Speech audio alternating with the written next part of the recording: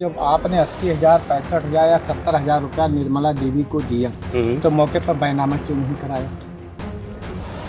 दे पाऊंगी, पैसा दूंगी। अगर पैसा नहीं दे पाई तो जमीन जमीन फिर पैसा मैं दे रही हूँ, मैं जमीन नहीं दूंगा। कि मेरे पास में जो गांव की ज़मीन बची हुई है वो ज़मीन, मेरे हिस्से की ज़मीन आप खरीद लो, ठीक है। उसका जो भी मुनाफी पैसा होता है तो वो पैसा आप मुझे दे दो। गाली गलौज बड़ी बड़ी देने लगे, भड़क गए, बोले मेरे जमीन चाहिए, मैं पैसा नहीं लूंगा, उसका नहीं ब्याज चाहिए, दर ब्याज चाहिए। मैं आपको 65,000 रुपये रिटर्न, मतलब रिटर्न के बेस पे मैं आपसे ले रही हूँ। अगर मुझे आप ये बताइए, आज 17 साल 18 साल हो गए मुझे पैसा देके, आप मेरा पैसा ली हुई हो, तो मैं इस बेस पे तो आपको दूंगा नहीं कि भाई आप 15-17 साल के बाद मुझे रिटर्न कर देना। कुछ दिन पहले, आज के 4-6-10 दिन पहले, कुछ समाचार पत्रिकाओं में एक महिला हैं जिनका नाम निर्मला देवी है, उनके द्वारा अपने देवर के लड़कों पर आरोप लगाया जाता है कि उनके द्वारा उनकी ज़मीन पर उन लोगों ने अवैध कब्जा कर रखा है और उस अवैध कब्जे को हटाने के लिए पैसा मांग रहे हैं। इन्हीं कारणों की जानकारी के लिए जो है आज मैं निर्मला देवी के देवरों के यहाँ पर पहुँचा हूँ और ये जानने का प्रयास किया जा रहा है कि वास्तव में मामला क्या है। क्या इन लोगों के द्वारा जो है उस ज़मीन पर जबरन कब्जा किया गया है या फिर निर्मला देवी वास्तव में पीड़ित है। जहाँ तक तहरील या कागज पत्रों की बात मानी जाए तो तहरील में जो है साफ साफ यह दर्शाया गया है कि निर्मला देवी सन 2009 में खासा पीड़ित थी, क्योंकि उनके पति देव की मृत्यु हो चुकी थी। उनके पास में 2 बच्चे थे। जीवन निर्वाह के लिए काफ़ी दिक्कतों का सामना उनको करना पड़ रहा था और उन्होंने अपनी 18 बिस्सा ज़मीन जो है अपने देवर को देने का वादा किया था। इस लहजे से जो है उनके देवर या उनके देवर के बच्चे जो थे, उन्होंने इनको 65,000 रुपया दिया था कि जब कभी भी आपके पास जो है 65,000 होगा, या तो आप मुझे 65,000 रुपया दे दीजिएगा या फिर अपनी ज़मीन दे दीजिएगा। आज 2-3 दिन पहले महिला के द्वारा कुड़ासन चौकी दतौली बाज़ार पर जो तहरील दी जाती है कि जो है मैं अपने देवर के पुत्रों को जो है पैसा वापस कर रही हूँ, लेकिन वो मेरी ज़मीन कब्जियाने पर लगे हुए हैं और जब मैं अपनी बातों को उनके सामने रखती हूँ तो गाली गुप्ता देकर मुझे मारपीट कर भगा रहे हैं, धमकी दे रहे हैं। साथ में मेरे जो हैं अशोक जी हैं, ये निर्मला देवी जी के देवर के लड़के हैं। आइए उनसे जानते हैं वास्तव में प्रकरण क्या है, इस मामले में सच्चाई क्या है क्या नहीं। आपका क्या नाम है? मेरा नाम अशोक जायसवाल है। पूरा प्रकरण विस्तार से बताइए। जैसे कि आज जो महिला है निर्मला देवी, ये मेरी बड़ी माँ है, ठीक है। और जब मेरे बड़े पापा की मृत्यु हुई थी तब मैं मुंबई में था। मुंबई में ही ये हमसे सौदा की थी। यानी एक टाइम था कि मेरी बड़ी माँ मुझे खुद सामने से बोली कि भैया ऐसा है कि मेरे पास में जो गांव की ज़मीन बची हुई है वो ज़मीन, मेरे हिस्से की ज़मीन आप खरीद लो, ठीक है। उसका जो भी मुनाफी पैसा होता है तो वो पैसा आप मुझे दे दो। तो मैंने यहाँ पे जो गोलू चाचा हैं उनसे हमने बात किया कि भाई इस टाइम अपना क्या बीघा खेत चालू है। तो उस टाइम मेरी मिल जस्ट आया हुआ था, तो मिल 50, 60, 70,000 रुपये बीघा दे रही थी। तो उस टाइम पे मेरी इनसे बात हुई तो उन्होंने बोला कि मैं 80,000 रुपया बीघा दूंगी आपको। तो मैंने बोला ठीक है। तो 18 बिस्सा का इनका 72,000 रुपया हो रहा था जी। उसके बाद में इन्होंने बोला भैया ऐसा है कि 8,000 रुपया आप मुझे और दे दीजिए, टोटल 80 पूरा कर दीजिए। मेरे गांव का जो घर का ज़मीन है, जो मेरा पुराना गांव का जहाँ मैं रहती हूँ वो ज़मीन था, तो वो भी आप ले लीजिए। तो मैंने बोला ठीक है। इसमें हमारी बातचीत पूरी डन हो गई। 80,000 रुपये इन्होंने मान्य कर लिया। मान्य करने के बाद में मैंने इनको 65,000 रुपये दे भी दिया। देने के बाद में एक बार वो यहाँ बॉम्बे से गाँव आई।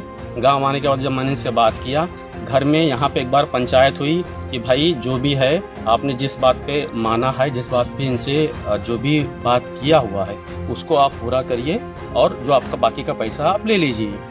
ये उस टाइम में बात बड़ी पड़ाया रह गई। फिर सीके पाठक प्रधान जी हैं, एक बार उन्होंने उनके साथ में उन्होंने पंचायत को बुलाया जो कि सीके पाठक आज भी मौजूदा प्रधान है, आप उनसे ही पूछ लीजिए।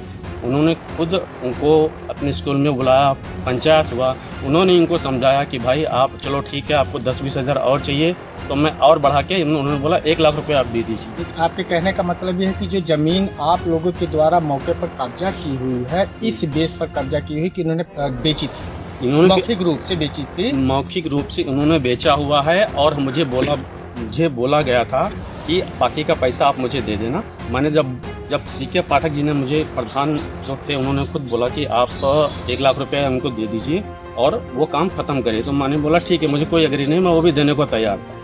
अब मौके पे इन्होंने सबसे पहला पॉइंट, इन्होंने कभी मेरे को ये बोला ही नहीं था कि मैं आपको 65,000 रुपये रिटर्न के बेस पे मैं आपसे ले रही हूँ। अगर मुझे आप ये बताइए, आज 17 साल 18 साल हो गया मुझे पैसा देके, आप मेरा पैसा ली हुई हो, तो मैं इस बेस पे तो आपको दूंगा नहीं कि भाई आप 15-17 साल के बाद मुझे रिटर्न कर देना, ये तो कोई नहीं करेगा, आप भी जानते हैं। इन्होंने मेरे से क्लियर यही बात बोला था कि 80,000 रुपये में मेरे गांव का 18 बीसा जमीन और घर का जो जमीन। प्रश्न तो मित्र ये भी बन रहा है कि जब आपने 80,000, 65,000 या 70,000 रुपया निर्मला देवी को दिया तो मौके पर बैनामा क्यों नहीं कराया?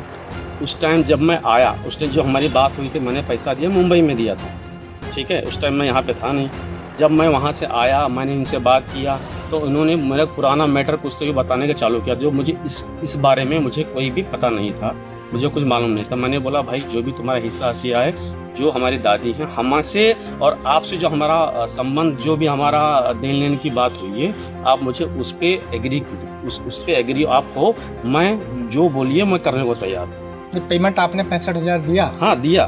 तो आपने जमीन बैनामा क्यों नहीं कराया? तो क्वेश्चन मैं वही बोल रहा हूँ। जब ये आने के बाद में उन्होंने बोला कि आप चलिए, मैं घर पे आऊँगी, मेरा पुराना हिस्सा सिया है, मैं उसमें सब बातचीत करूँगी। तो मैंने बोला भाई ठीक है। आने के बाद में 2-3 बार पंचायत हुआ, 2-3 बार ये मुकर गई, ठीक है।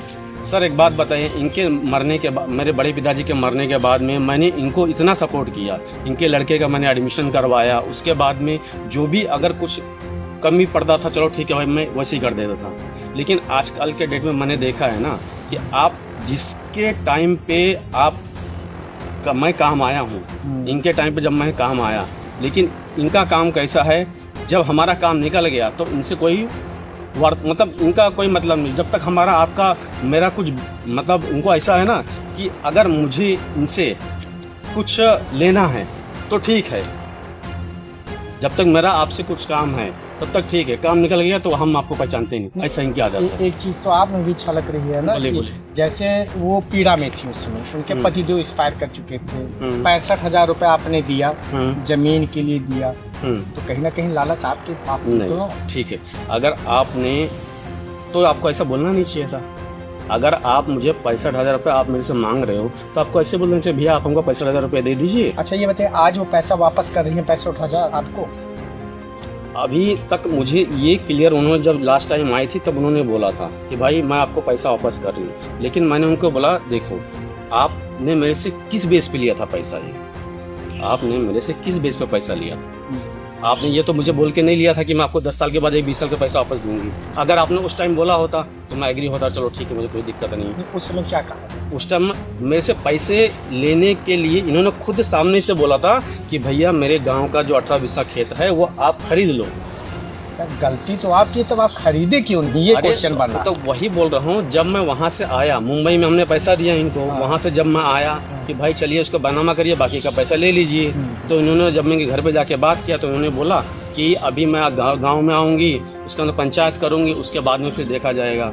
गांव में एक बार पंचायत हुआ, 2 बार पंचायत हुआ, 3 बार, तीसरी बार सीके पाठक सर के साथ तो पंचायत हुआ, प्रधान जी हैं जो, उनके साथ पंचायत हुआ, लेकिन ये किसी हर बात पे पलट जाती है। ये बोलते हैं कि आप सीके पाठक जी को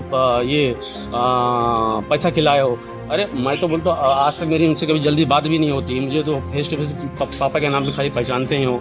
तो इनका ये सब झूठा आरोप है जी, ये सिर्फ पूरा झूठा आरोप है इनका, ये सिर्फ झूठ आरोप लगा नहीं, बाकी कुछ नहीं। आपका शुभ नाम क्या है? मेरा शुभ नाम अशोक जायसवाल, पिताजी का? रामचरण जायसवाल। मित्रों, मामला आप लोगों के समक्ष है।